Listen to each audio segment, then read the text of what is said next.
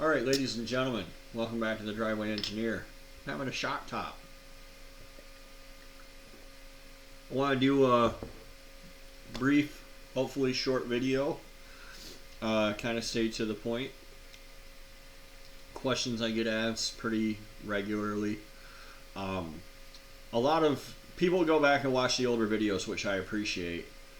A lot of people don't go back, and the algorithm doesn't push them or whatever.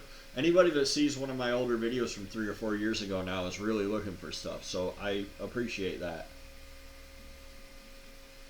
But this was on my older video about which head is best on your Gen 3 swap.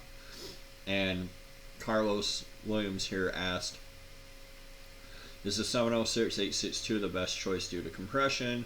Would be getting some 243s milled down where you don't lose any compression. Would those be a better choice because they flow better?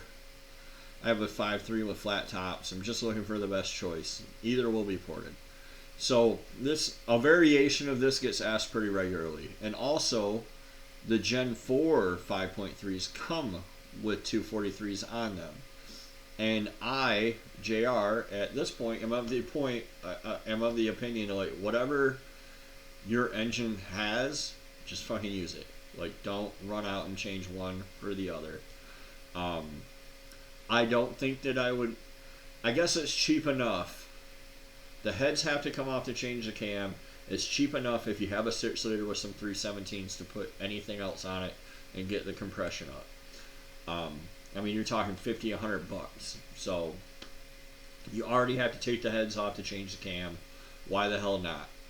I guess you don't have to. You can spin the engine upside down or do dials or whatever. But for me, I'm taking the heads off. I'm just going to pull the lifters and be done with it.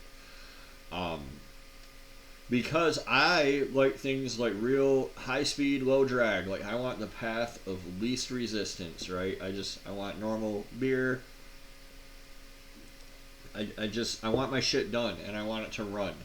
And like I told this gentleman, you're chasing like 8 horsepower for hundreds of dollars. That is true. People will want to fight me to the death about headers make more power. How much more?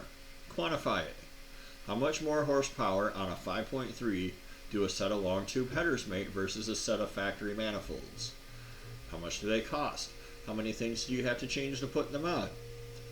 So it's the same thing with these heads, right? Like, if you have 862 heads now, and now you want to get 243s, so you have to go buy them, and they're in demand, and a couple $100, maybe you can find them in a junkyard, whatever. They're not as expensive as they used to be because the market's kind of flooded with Gen 4s now. But you're still, if you're just going to buy them off Marketplace, you're going to be into them for 200, 250 bucks. You got to get them milled down, so that's a machine shop bill.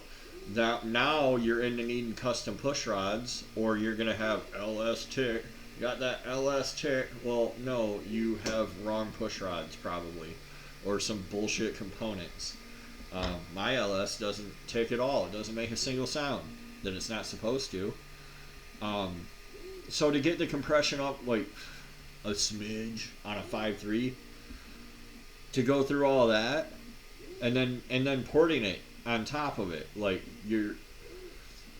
if you're porting the heads yourself, you're gonna spend hours on it and you don't know what you're doing. Just opening things up isn't really effective. They all flow enough. Every single one of them. And you need about, the rule of thumb is like 2.2 CFM for one rear wheel horsepower. So, what are you're gonna send them off to Texas Speed or somebody for, full CNC porting to get 20 CFM out of them, which is gonna be what, 16 horsepower? Ooh. Like, who fucking cares? Who cares? Just get your shit done. Just get it done. Just don't even take it apart.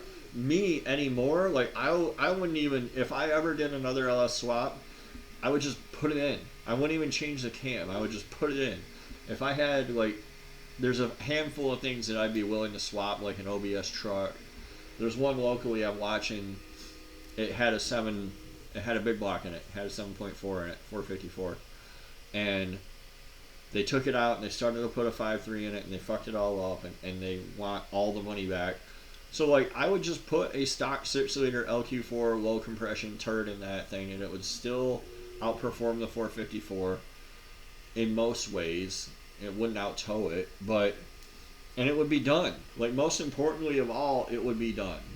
So I would just pick the one up I have sitting outside and put an intake on it and put it in.